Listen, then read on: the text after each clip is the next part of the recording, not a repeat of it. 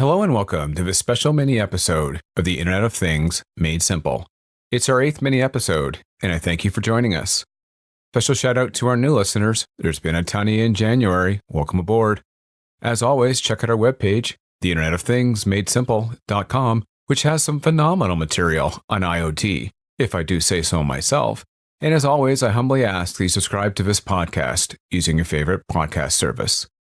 As I've mentioned many times, mini episodes are ones that kind of got caught in the middle. They're too long to fit into an open segment, but they don't really justify doing a whole main segment on them. But as I always say, they're too important to miss, and this one easily falls in that category. The topic today is something that needs to be talked about much more often, and that's the move that companies are making towards automation, namely through AI. Based on some of the conversations that were overheard at the recent World Economic Forum, it's not in your head. Your company truly does want to replace you with a robot and wants to do so much sooner than you think. I like to give credit where credit is due. This podcast was based on a New York Times article by Kevin Roost. Mr. Roost revealed that during his conversations with executives on the topic of automation, the answers were much different depending on who might be listening. In public, talk about automation is all about how troubling it is for executives. It's keeping them up at night, the idea of replacing all their great and valuable and respected workers with the prospect of AI. They also talk very heavily about the need for increased safety nets, and that includes the idea of guaranteed wage, retraining programs, and other things the government must do. However, get these same guys in private, I'm sure with a beer in their hand it's even more so, and they tell you a much, much different story. In fact, they're moving towards automation at the same speed that my kids come downstairs to see what Santa Claus has brought them. Billions of dollars have been invested, with many, many more to come, on things that will reduce worker headcount by the thousands. The goal is not to replace a few workers, it's to replace most of them. So let's be clear here. If a company has several thousand workers, they don't want to cut a couple hundred. They want to just leave a few in place. Again, you'll never hear this said in public. You might wonder, if they're cutting all these workers, who truly benefits from that? Well, the obvious list includes some technology firms. Companies like IBM and Infosys have revealed that their AI sections or their automation sections have seen tremendous growth in the last little while, and they're definitely not the only two.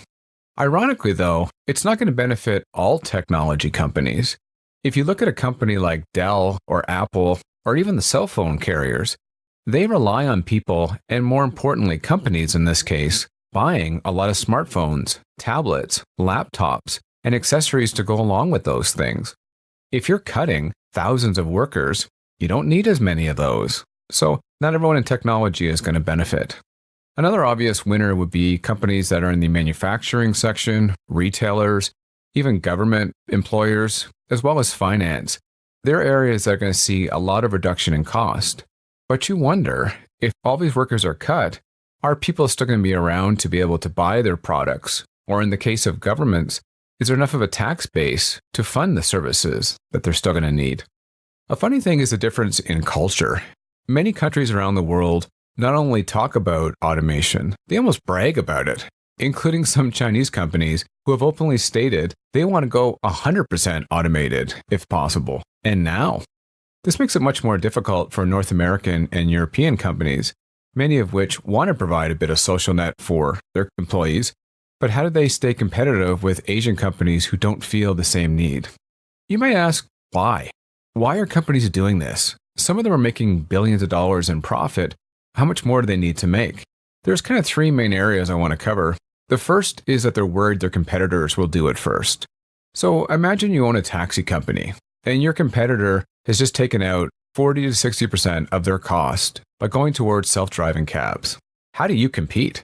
Sure, you can take out a tweak here and a tweak there, but you're not going to cut 40 to 60% overnight. They just did, and you've now become uncompetitive.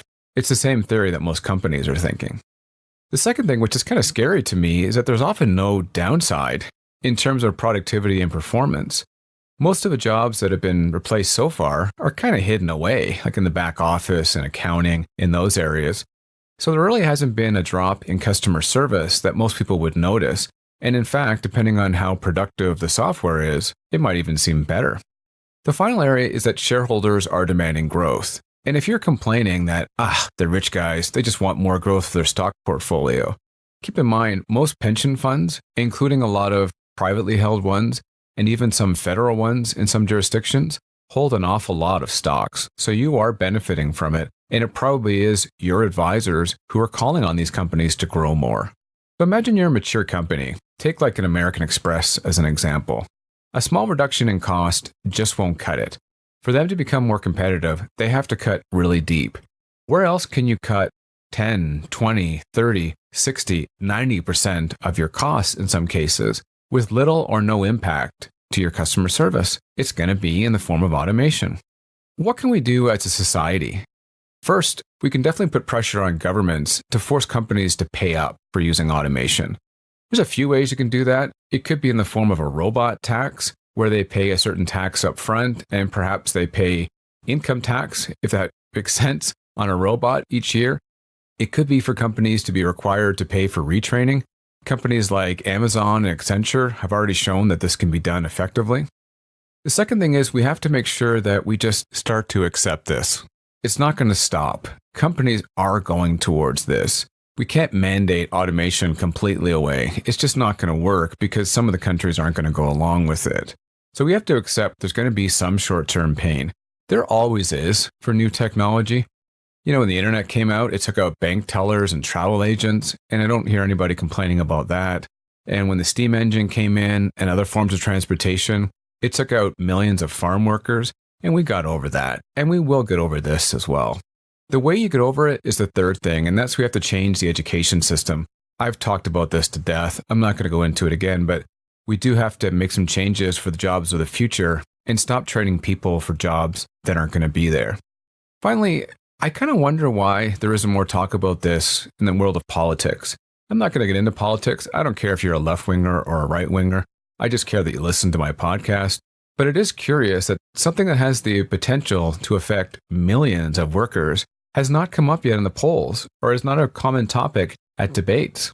In the US, neither side has taken up on this issue. Perhaps it's too much of a landmine, I'm not sure. But considering the effect that it can have on society, I'm really surprised no one has taken it up.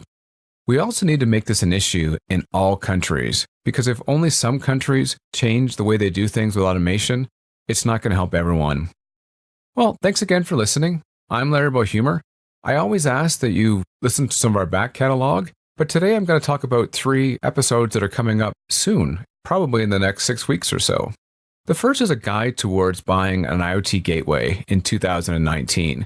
So we're going to cover all the different questions you have to ask and all the different features you might want to know about. The next one is the power of sensors, both at home and at work, and how it could potentially change both. And finally, we're going to talk about why you need to move away from 2G and 3G now, and we're going to offer some guidelines on how you can do so. Thanks again. Take care.